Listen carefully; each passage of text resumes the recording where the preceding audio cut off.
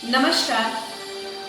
आर्य समाज गांधीपुरा बालोतरा और Aryan culture society की ओर से मैं अंजलि आर्या आप सभी को स्वतंत्रता दिवस की हार्दिक हार्दिक शुभकामनाएं ज्ञापित करती हूँ। जैसा कि आप सब जानते हैं, आज हमारा ये भारतवर्ष जिसको आजादी मिले हुए एक लंबा अरसा व्यतीत हो चुका है, आज हम सब भारतवासी मिलकर के 15 अगस्त के इस दिन को एक उत्सव के रूप में मना रहे हैं और एक दूसरे को व्हाट्सएप के माध्यम से, फेसबुक के माध्यम से, ट्विटर के माध्यम से स्वतंत्रता दिवस की शुभकामनाएं दे रहे हैं।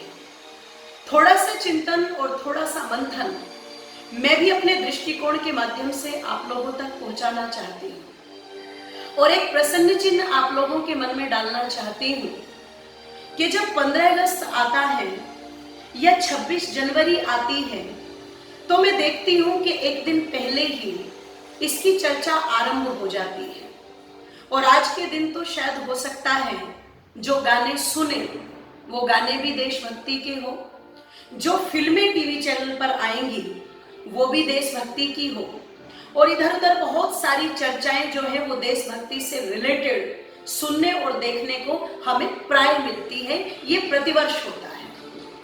पर क्या आप लोगों को नहीं लगता कि जिस आजादी के सुख को आज हम आप लोग अपने घरों में बैठ करके इतने अच्छे से भोग रहे हैं, जिस आजादी के आनंद को हम बड़े आराम से ले रहे हैं, उस आजादी को दिलाने के लिए कितनी माओं ने अपने बेटों को खोया होगा, कितनी पत्नियों ने अपने माथे के सिंदूर को पोंछा होगा और कितनी बहनें राखी लेकर के दरवाजे पर खड़ी रह गई होगी, तब जाकर के ये आजादी हम तक पहुंची होगी। बहुत आसान होता है ये कह देना कि बिना खड़क के और बिना ढाल के, बिना लड़ाई लड़े आजादी हमें मिल गई, और गीत भी गाने लगे लोग कि दे दी हमें आजादी बिना खड़क बिना ढाल, और साबरमती के संत तूने कर दिया कमाल। मैं गांधी जी की विरोधी नहीं हूँ, मैं हृदय से उनका सम्मान करती हूँ,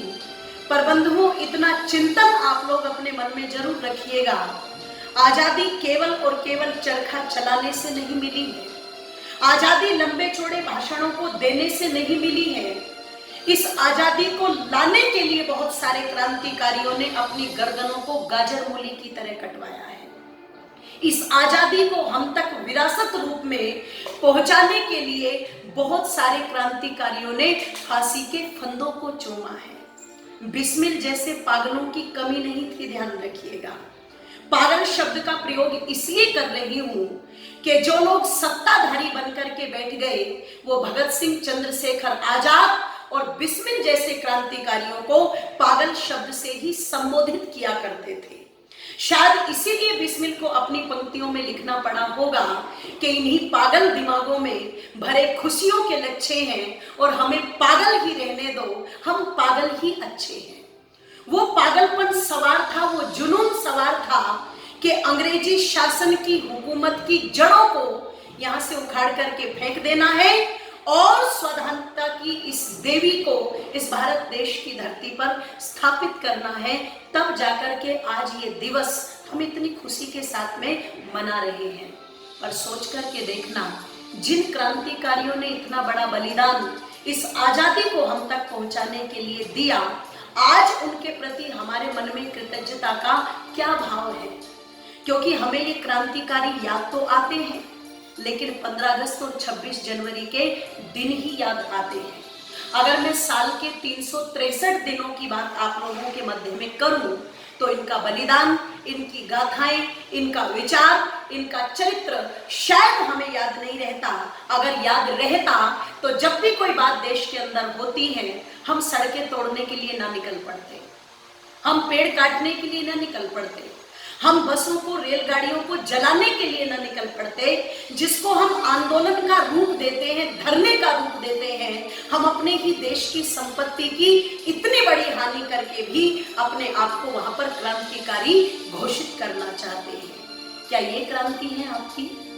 ध्यान रखिएगा, जिस देश में आप रहते हैं जिस देश की हवा में आप सांस लेते हैं, जिस देश की धरती को आप गंदा करते हैं, जिस देश का आप जल पीते हैं, जिस देश की वायु को आप ग्रहण करते हैं, आप उसी देश के संसाधनों को हानि पहुंचा करके अपने आप को क्या साबित करना चाहते हैं, ये चिंतन जरूर करना, क्योंकि ये देशभक्ति नहीं, ये देशद्रोह है, ध्यान रखिएगा।